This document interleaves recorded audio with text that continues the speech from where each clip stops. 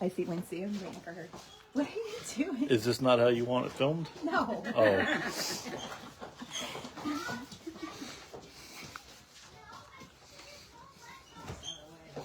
You want me in front of you? Where you want? I mean, you are the videographer. It is totally your choice.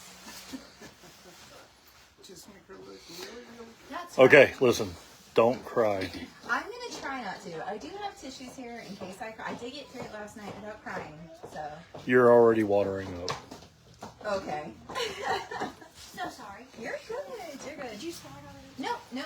So, for those of you who don't know, this is written in entire character perspective, so there is no narration, no outside narration. And so as you're reading through the book, you're going to see these little character icons that are going to signal to you that you're in somebody else's perspective.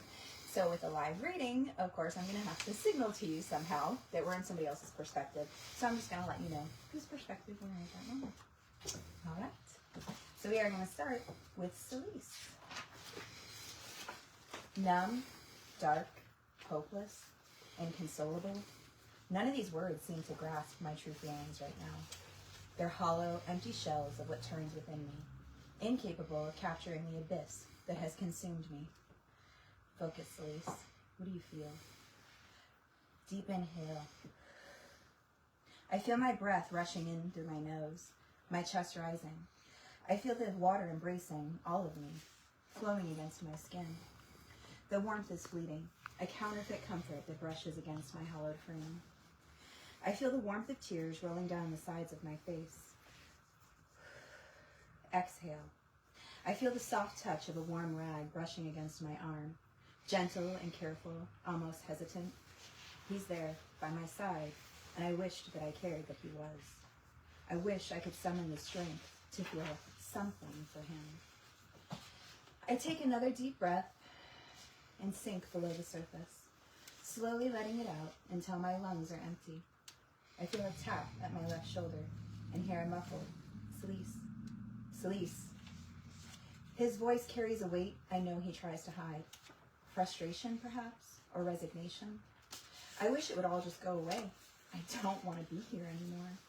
I'm so tired, so defeated, so done. But he won't let me be done. I feel his hand grasp my... What are you doing, Celise? His sigh is heavy, strained. I open my eyes just long enough to see his bloodshot hazel eyes swell with tears. He places his unshaven, rugged face into the palms of his well-worked hands. He runs a hand through his dark brown mane and looks to my mother for support in his desire to keep me from drowning, both literally and figuratively. My mother. I look to her face. She looks like love. I don't know how else to describe her. No matter the expression, anger, sadness, hope, surprise, frustration, I still always see love. As I reflect on her piety, the tears rolling down my face start to feel heavier, and I start to sob. She walks toward me without saying a word, gently slides her shoes off, and slips into the tub with me, propping my body up onto hers. An easy feat these days. I am a ghost of my former self. My skin matches the white porcelain casket we're encased in. My once bikini-shy body now more reminiscent of a Halloween decoration in a haunted graveyard. She embraces me tightly, and I can feel her steady breath. Her chest rises softly against my back and slowly falls, again and again.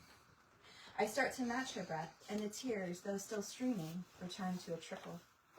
I close my eyes and return to my numbness. I don't know what to do anymore, Maggie. I can hear the desperation in his gruff voice. It's not desperation, it's defeat. All I can hear echoing in my head is nothing. I need him to do nothing and just let me go. I feel my mother's movement as she looks at him and tells him in her soft and soothing tone, "Go rest. I've got her." I hear the heavy steps of his boots as he slowly makes his way out of the bathroom. Every step feels reluctant, a battle between duty and escape. The steps seem unending, but they eventually fade to silence. I feel relief as he leaves. She senses my relief and carefully releases her hold. She whispers in my ear, "I'm going to change out of these wet clothes and come back for you. Will you be okay for a couple of minutes?" I inhale slowly and give the faintest nod. Celise, I love you. I know this is hard, but you're not alone. She kisses my forehead, and the tears again start rushing. She wipes them from my face, a fruitless effort. I watch her as she exits, her soaked blue dress, leaving a watery trail across the floor as she moves towards my bedroom, our bedroom. The space feels sterile now, like a hospice room where comfort is futile and time is running thin. But I can still feel the echoes of what it once was, a sanctuary of warmth where laughter danced off the walls and passion hummed between the sheets. My husband. I feel the punch in my gut as I think of that term, my husband. Who he once was, our journey, our joys, our battle, our passion, his laugh. God, what I wouldn't give to hear that laugh. But now those echoes are drowned out by suffocating silence that has taken over, as if the house itself is holding its breath, waiting for the inevitable. My mom returns and pulls the plug on my thoughts and the dream. I feel the water rushing toward the soles of my feet for a fleeting moment. I feel some of my despair rushing away with it. She helps me sit up, begins to dry my face and torso. Ready? She places her arms under mine and helps me to stand. Never in a million years did I think she'd be the one helping me out of the towel. But she never looks at me with pity. She never doubts my strength or the possibility of a miraculous breakthrough. She wraps me in a warm, fluffy white towel. Fresh from the dryer, she says with a smile. I'm caught in her gaze for a moment. Her beautiful blue eyes as bright as the smile she wears. Her platinum hair still wet from the shade bath. Love. I see it on her face. I feel it on her support, both physical and emotional. I take another deep breath, soak in the smell of fresh linen. The warmth of the towel and my mother's embrace pulls me from my misery for a moment, but it doesn't last. Nothing ever does. I remember how my mother always used to care for me when I was sick.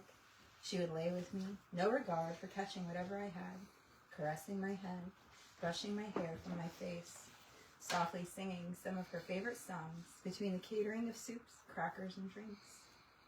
I was always gifted with a new feel-better bear to keep me company while I recovered. Sometimes it was a unicorn or a mermaid, but we still kept the namesake in honor of the original teddy bear. I admit there were times when the only illness I was suffering from was an attention deficit, but she still followed protocol and healed all of me. How I long for the time of pretend sick days, just for showered attention and affection. But this sickness isn't pretend, and no stuffed creature, no matter how magical, can bring me back from this. I look up to her with a facial gesture that communicates, I'm ready to go. She smirks and nods, guiding me gently to my bedroom. But as I cross the threshold, the same face that pulled me from the depths of the bathtub greets me again. Only this time, it stares back from photographs, scattered across the walls and perched delicately on shelves. These images, once snapshots of joy, now feel like artifacts from a life that belonged to someone else. I used to find comfort in these frozen moments. The warmth of his smile, the sparkle in my eyes, the promise of forever captured in a single frame. Now they feel distant, like a life I watched but never lived, trapped behind glass I can't break. I blink slowly, trying to remember what it felt like to live inside those frames, to feel anything at all. I hate looking at them, looking at him, looking at us. Every glance whispers a lie I can no longer believe. A reminder that the happiness in those photos was real, but it slipped through our fingers before we ever had the chance to grasp what it could have been. I feel like I'm drowning in a sea of lost moments and traitorous defeat. The space between what was and what is never felt wider. The anger inside of me stirs, but it's muted, dulled by exhaustion. It simmers quietly, too weak to burn, but too stubborn to fade. She helps me remove the wet undergarments that clad my skeletal remains and helps me retain a small portion of what's left of my dignity. She holds up 2 nightgowns, one that's baby blue and flowing, the other that's lavender and more weighty. I eye them both with an indifferent expression. I shrug. She lifts the lavender gown with a wink. She signals for me to lift my arms and drapes it over my body, then opens my blankets and taps the mattress to signal my entrance. She helps me slide into bed. Celise, the doctor said it's important that you eat something when you take these. she says as she rattles one of the many pill bottles at my bedside. I know you don't have much of an appetite, but I made your favorite. She smiles as she leans in. Chicken pot pie.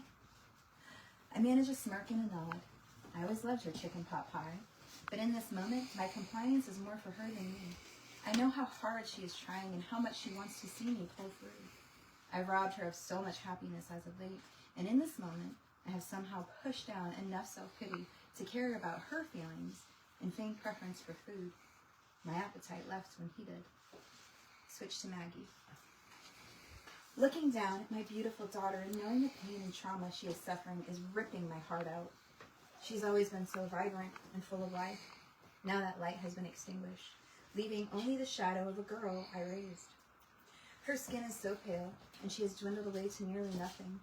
Her flowing chestnut locks have turned to weathered straw, and those bright green eyes that were once full of life are forever consumed with despair and sadness. I haven't heard her sweet voice in nearly 6 months. What I wouldn't give to hear her throw a sarcastic zinger my way, or a simple utterance, I know she's really still in there. For now, I'll settle for any flicker of life, any sign that my sweet Celeste is still swimming beneath the surface. I see her slight smile at the mention of her favorite meal, and I'm so glad to see her nod in agreement to eat something. But that smile feels fragile, like a glass figurine that could shatter at any moment. I cling to it, even as I wonder how much longer I can keep this up. I smile back at her and let her know that I'll be right back. As I turn and walk away from her, slight panic invades my thoughts. This cannot be the last time I see her. Should I make sure those bottles are out of her reach? Should I stay a moment longer? Should I wait for him to come and take over supervision before I leave her sight? I keep trying to show her that I trust her, but that trust feels like a gamble I'm terrified to lose. Even when I left her in the tub to change, my eyes were never gone for long. I turn once more to look at her before I cross the threshold. Her gaze is a million miles away, and she is still as the picture frame she's locked into. I breathe deeply and turn to walk away. He must have heard my footsteps, because before I'm even in the kitchen, I see him rushing towards me. Is she okay? The look on his face is filled with fear and guilt. No, of course she's not okay. I reply with a hand on his shoulder. He hangs his head and sighs. I just don't know what to do, Maggie. It's been 6 months. I feel like I'm going insane. I feel like I'm failing her. His voice cracks as he admits what we're both afraid to say out loud. I cup his face in my hand and gently lift his chin, guiding his eyes back to mine, away from the weight of his guilt. You have to stay strong, at least in front of her. I take the bowl of chicken pot pie from the counter next to us and place it in his hands. She agreed to eat something. That's something, Jay. His head sinks again as he nods. I see the weariness in his posture, the weight of carrying both his pain and hers for so long. He takes a long, deep breath before he stands and walks away. Switch to Jay. What am I doing here? My thoughts scream louder than my steps as I make my way back to her. I don't think I'm doing anything to help her. Every time she looks at me, I feel like I'm just causing her more pain. But then, that familiar echo whispers through my mind. Promise. You made a promise. A vow. You can't go back on that. She needs you. I take another long breath. Each step toward her feels heavier, as if the weight of that promise drags at my feet. I feel like each step closer to her causes my jaw to clench tighter, and the pain in the pit of my stomach to grow just the slightest bit more. Duty and despair. Each step a battleground between them. I wonder if this is how she feels too. Another deep breath as I realize I'm facing the doorway. I close my eyes, trying to refocus my attention on providing her comfort, on fulfilling my promise. Maggie said, "You're ready for some of her famous chicken pot pie?" I try to force a smile, but it feels foreign on my face. My voice is too soft, too careful, like I'm afraid that speaking too loudly will shatter the fragile peace that lingers in the air. She looks at me with that look that rips through me like a blade, cutting deeper every time. I try not to wince or let her know how deep it cuts. I stretch my neck and continue walking toward her. Do you want to sit up? Silence, no response. I draw in another breath.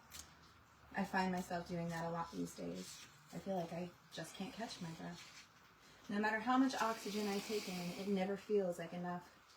I set the bowl down next to the pharmacy at her bedside. The bottle stared back at me, a silent reminder of how fragile this moment really is. I can't help but notice all the photos in the room. I miss the guy in those photos, the guy who hadn't yet known what it felt like to lose everything. He was happy, optimistic, had his whole life ahead of him. Kind of glad he was able to have those moments. But it feels like a shrine now. A shrine to a life that ended the night everything changed.